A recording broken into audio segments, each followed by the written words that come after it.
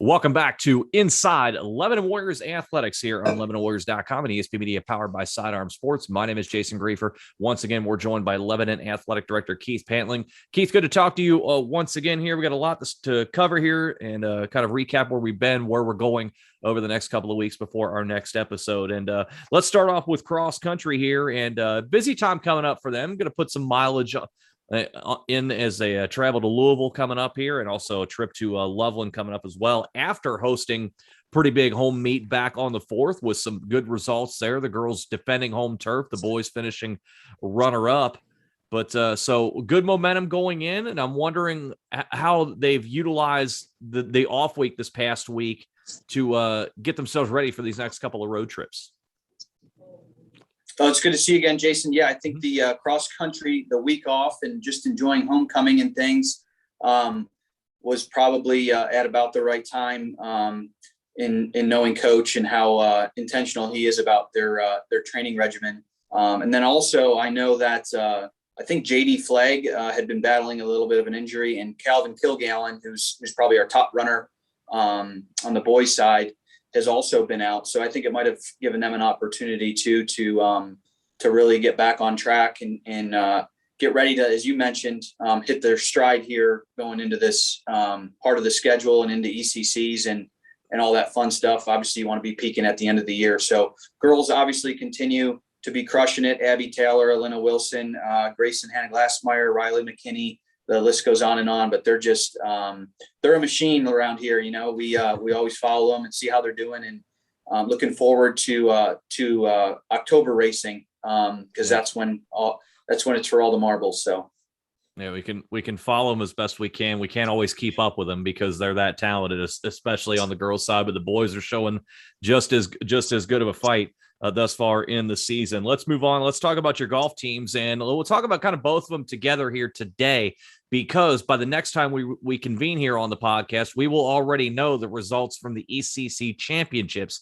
Those are taking place next week on the 21st. The boys are in a really strong spot right now in the league overall, just one league loss.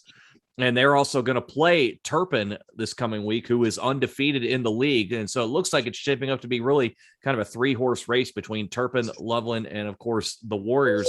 So it's also going to be on the girls' side, a little bit of a tougher challenge here. It's been a tougher girls' side of the ECC overall, but we still have the leading scorer in the league in Riley Johnson. She's still the only ECC female averaging under 40 in a per 9 average on the season. So if you can, just kind of take us through what the expectations are for the ECCs for the boys' side, particularly as a team, if they can get it done as a team champion, and on the girls' side, if Riley Johnson can win it individually.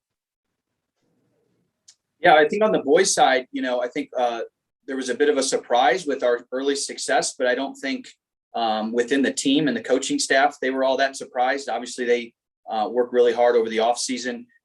Struggled a little bit last year in the ECC, just a tremendous, the communities have put out some really good golf programs. Mm-hmm. So that are affiliated with the league. So I think that really raised our standard and expectation into the off season.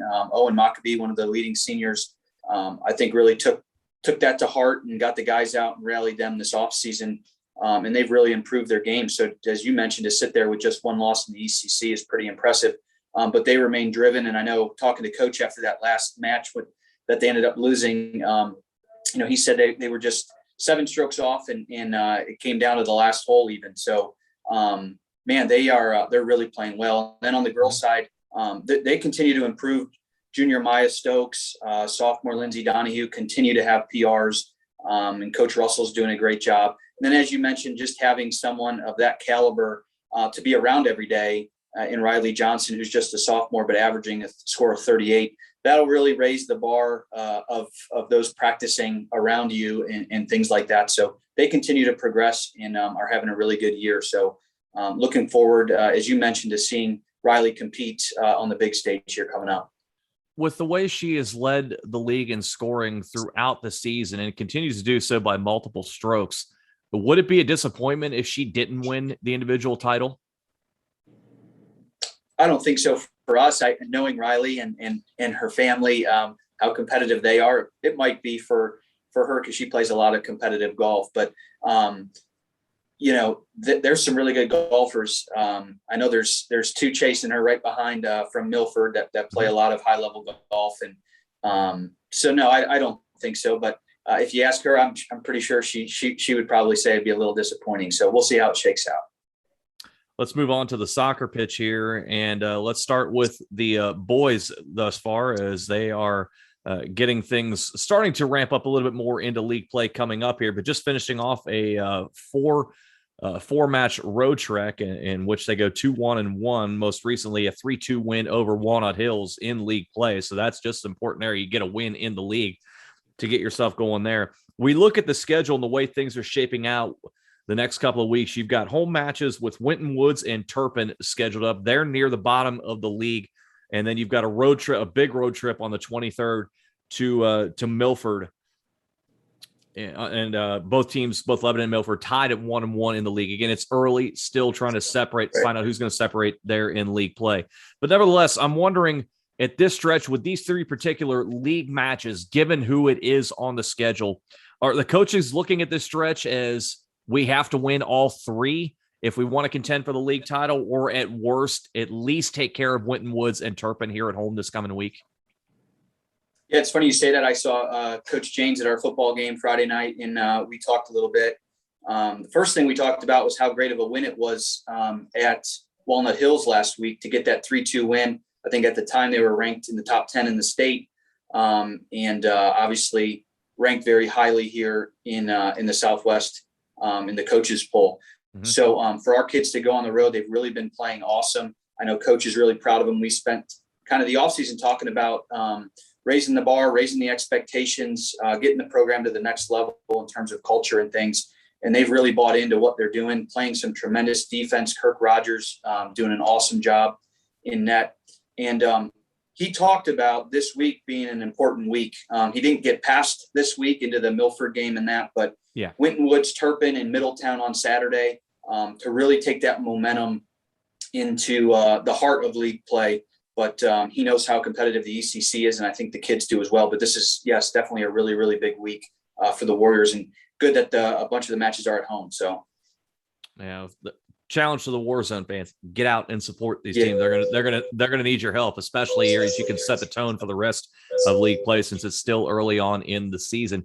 Over on the girls' side, we're looking at a similar type of schedule coming up here with road trips to Winton Woods and to Turpin coming up, and then they'll host Milford next week here. We're coming off of a 2-1 loss to Walnut Hills, in which Walnut Hills played both their keepers and they combined for 10 saves in this matchup. So we got a lot of shots in on goal. And I know on the last program, we talked about the number of saves that Lucy Martin has had to make early on in the season, probably far more than she or the coaches want her to make. But I'm wondering, given off the Walnut Hills match in which we got so many shots on goal, are they looking at that number and saying, hey, we have the talent here, we can put more shots on the opponent, and in doing so, take the pressure off of Lucy Martin so we don't have to ask her to make a bunch of saves every time out? Yeah, I'm sure Coach Edmonds is making some strategic changes and things, but this program, man, it's one of my favorite to be around. They've worked so incredibly hard. The girls are so galvanized, and just the culture surrounding this program really sets the bar here at Lebanon in what Coach Edmonds and her staff do. So win, lose, or draw, the next day that they're on to whatever it is that they need to do to get better and compete in that next game. Whether it's dealing with injuries or now maybe the defensive struggles with the shots on goal that you mentioned. They're figuring it out. They're all bought in, and you'll never see them throw in the towel. I can assure you that. So they just had a great workout, a 9/11 workout that was really, really cool. They just work so hard. They're an awesome program, and looking forward to continue to supporting them.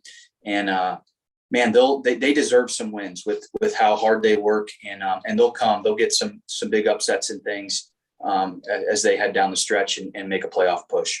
Is that their feeling as well amongst the girls that, gosh, we know we're putting the work in here, and in doing so, if we stick with it, that the wins are going to come. And as you said, along the way, we're going to pull some upsets? Yeah, I mean, I think it's safe to make that assumption. I'm not around them every day to speak for them, but just knowing their demeanor, their confidence, the way that they carry themselves, some of the girls that I see here in school, how proudly they wear their uniforms on game day. I think that's safe to say for sure. That's good. Definitely a good thing there, having that belief, and then the results come from there on forward. Let's switch gears. Let's jump onto the tennis courts. And the last time we talked, it was a really, really rough start to the season for the tennis program. Make no mistake about it here. And we picked up 2 conference wins there. That's where I was going here. We're coming in out of this week having won 2 out of 3, beating Little Miami and beating West Claremont 3-2 in both. So it wasn't easy, but nevertheless, 2 conference wins. I told you we keep fighting.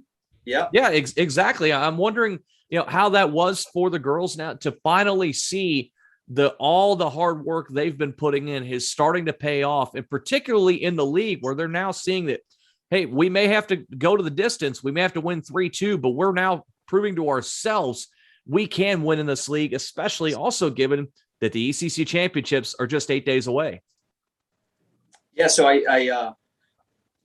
it's really cool that they picked up those wins. It's kind of like I mentioned for soccer, the ECC and the communities, it kind of raised the bar in a couple programs where coming into the conference where last year we may have struggled a little bit. And then you kind of see the level of competition and it's kind of fight or flight. So you have to you understand if we're going to compete in this conference in certain sports where they may be a little better than our previous conference, where some sports may have been, the opposite.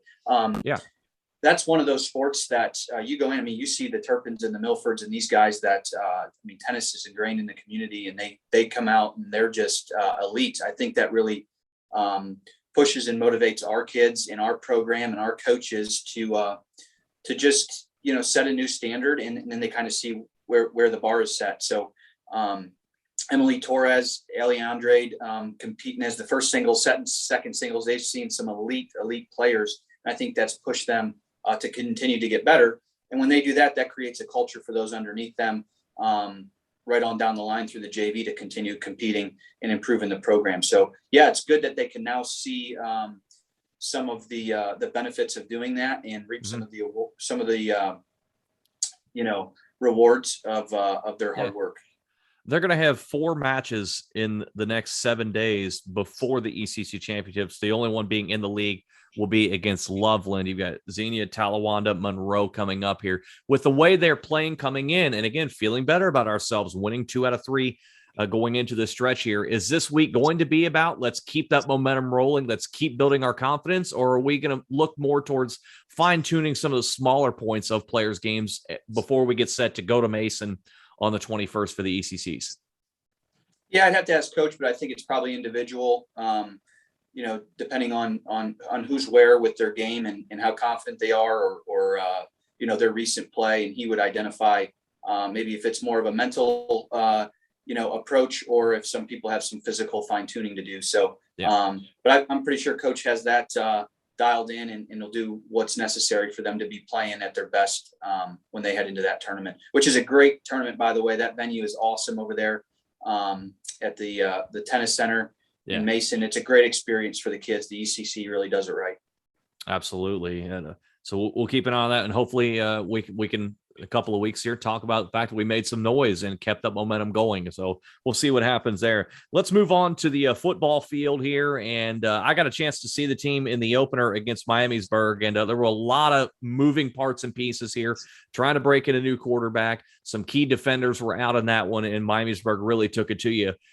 Things have started to turn a corner here the last couple of weeks. The wins have not come. We're 0-3 on the season, but you look at the results: a 19-17 loss to West Claremont, a 17-13 loss to Winton Woods, which everybody knows how good Winton Woods has been over the last number of years. So that's a very fine showing from your team there. So you've held your 2 ECC opponents to less than 20 points. And we also knew going into this year, the offense was going to be a work in progress, breaking in a new quarterback and some other new pieces in there as well. Now that offense this coming Friday is going to see an Anderson team who, quite frankly, on the year can't stop anything. They're giving up almost 40 points per game, and I'll actually be out there and we'll be broadcasting that on Flow Sports on behalf of the Warriors, of course. But I'm wondering there in this coming matchup, and also knowing how much Anderson can score, is this a matchup where the coaches feel like, hey, this is coming at a good time because we're playing a team that is struggling defensively, and this can ignite our offense going into the latter half of the season? I don't think that approach is really taken. I mean, they may think that. I don't know. Someone may think that, but I think the approach right now is, man, they deserve a win, and we got to find a way to win. I was talking to Coach this morning, and just how hard they've been playing. Tremendous effort, intensity, energy, and just got to figure out a way to win games late. But I'll say this: I think the biggest thing is the guys in that room, the guys in that locker room, the kids and coaches that are out there grinding and practice every day, them staying together and understanding that they're not far off, and all of their goals are still in front of them, is the biggest thing. Because in today's society, you start going 0-3 and that noise starts, whether it's social media, whether it's parents at home, whether it's kids in the hallway, where 0-3 is viewed as obviously very negative. That noise is kept out of the locker room, and they stay the course and stay motivated, because they're playing some good football, and they're going to fine tune everything. And this league especially is a grinder. So every week's a new week, and they have to kind of take that approach. The other thing we talked about is they have some redemption games coming up, right? So we have Anderson, who got us last year. We have Turpin, who got us last year. And then Little Miami's a tremendous rivalry game. Yep. Kings, tremendous rivalry game. They got us last year. And then Milford is coming to our place, who got us last year. So kind of this redemption tour, if you will, would be motivating enough for me. So hopefully we can get the guys rallied around, still play some tremendous football, and and have fun. The kids will still continue to be out, and we're taking a bus. Our student section's taking a bus out to Anderson, and man, we'll keep going, we'll keep rallying, and we'll keep having fun. So record aside, we just got to get the kids to believe that and continue to fight and represent Lebanon well. And the one thing is also, and as I went over the scores before, fans keep in mind that Lebanon has found itself a defense. And if you have a good defense, especially in this league, it will travel. And so hopefully that continues the case this coming Friday against Anderson, an Anderson team that can score a lot. They also give up a lot. So it'd be an interesting dynamic for that one. Let's finish off our episode here today talking about your volleyball team, because they just continue to blaze a path of destruction inside the ECC. That's my verbiage. I'm not speaking for you, but nevertheless, they've won 6 straight in the league this year. So we're up to 22 in a row overall in league play, and the last 3 being sweeps over West Claremont, Walnut Hills, and against Loveland here. We've got Milford coming up, but then a huge one coming against a rapidly improved Little Miami team who's already won more than they did all of last season. They're nipping on your heels at the top of the ECC. I'm wondering what your thoughts are about the match in general, and also how important it's going to be to get that gymnasium filled up. Yeah. Because that can be a really big deal to beat Little Miami and get 2 games ahead before you start the second wave of the ECC season.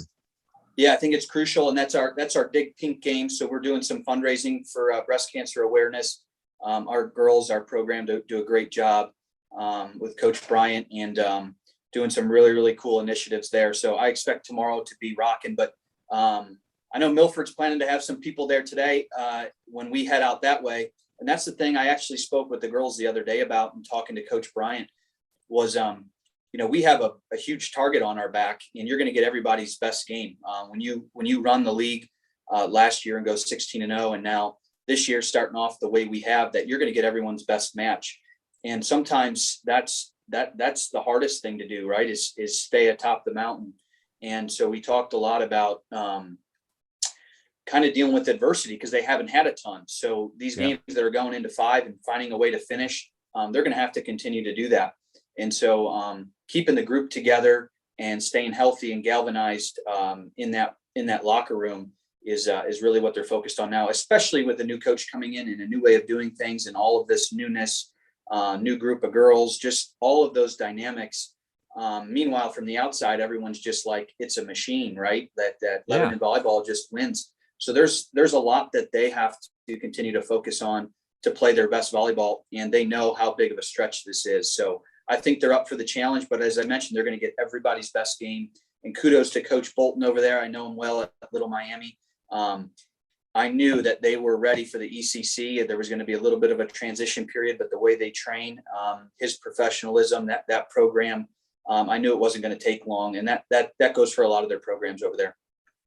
In bringing in a new coaching staff with Coach Bryant, obviously, as you said, he has a different way of doing things than Coach Crofton from a year ago. And now he's finding out kind of on the fly about the fact that you are the target in this league. Have you had conversations with him about that and kind of how he has worked early on in the ECC season and figured out as we've gone along that, we weren't joking. We really are the number one team that everybody's looking to take down?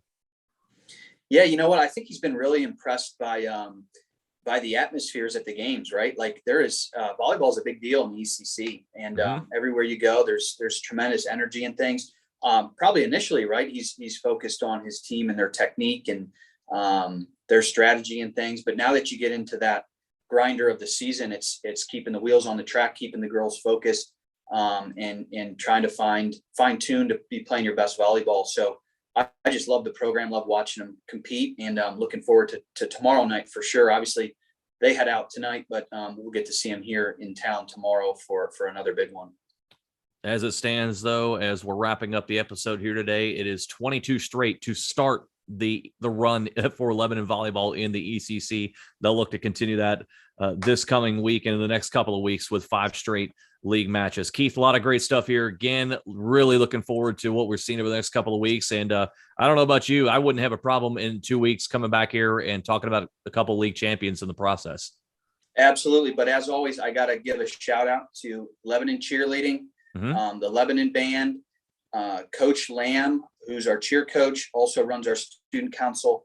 I was a part of one of the coolest things I've ever experienced in my life last week. The weather was beautiful. On Wednesday, we had our homecoming parade right through downtown Lebanon. All of our athletic teams, our youth football and cheer, just such a cool experience, the way it was supported. So kudos to them for putting that together. Then did the powder puff. They had a great dance on Saturday night out on our football field. So just tremendous spirit in this community.